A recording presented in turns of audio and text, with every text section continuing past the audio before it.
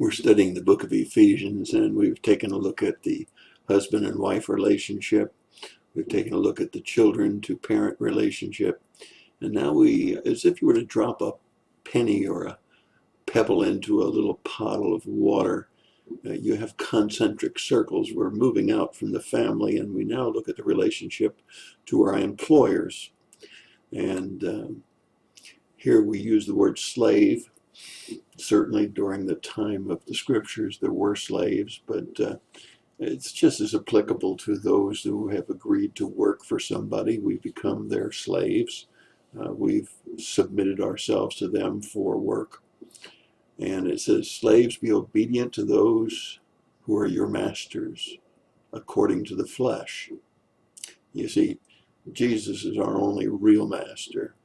But we've submitted to those employers, and that's according to the flesh. Fear and trembling in the sincerity of your heart as to Christ.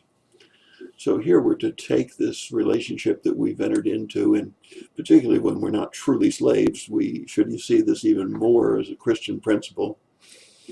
We're to work diligently, trembling, concerned that we might lose our jobs, with sincerity of heart, not by the way of eye service as man pleasers, but as slaves of Christ, doing the will of God from the heart.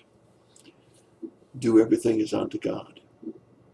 If you agreed to work for someone, you should give them what you agreed to do.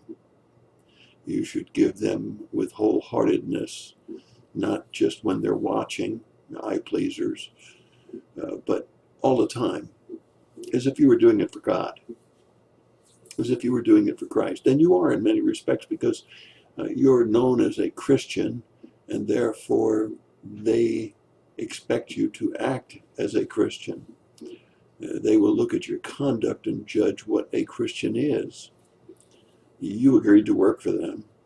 Now do that work, or go ahead and resign, giving proper notice, and find another job where you can. But nevertheless, you should be as a Christian in all your dealings as an employee or as a slave.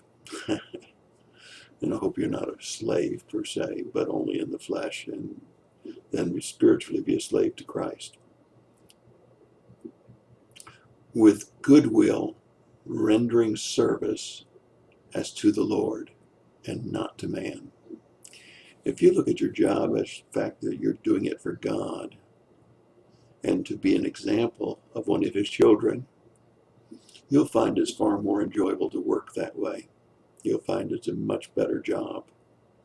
Now, I would suggest to you that even women who work in the home and perhaps don't have a paying position outside the home still should take pride in what they do as work as unto the Lord.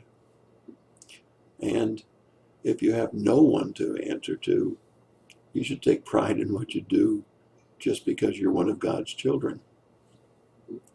Yes, knowing that whatever good thing each one does, this he will receive back from the Lord, whether slave or free.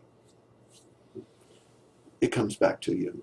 My father used to say a long time ago when I was just a teenager, work a little harder, a little smarter, stay a little longer, work with a little bit more pride, and you'll always move forward. You may not move forward with a bad boss, but because your reputation of being a hard worker will follow you, it may be that you have to change jobs in order for you to move ahead. But you'll always be able to pick up your head with pride, knowing that you've done the best that you can. And that's my thought for the day. God bless you, and you have a great day.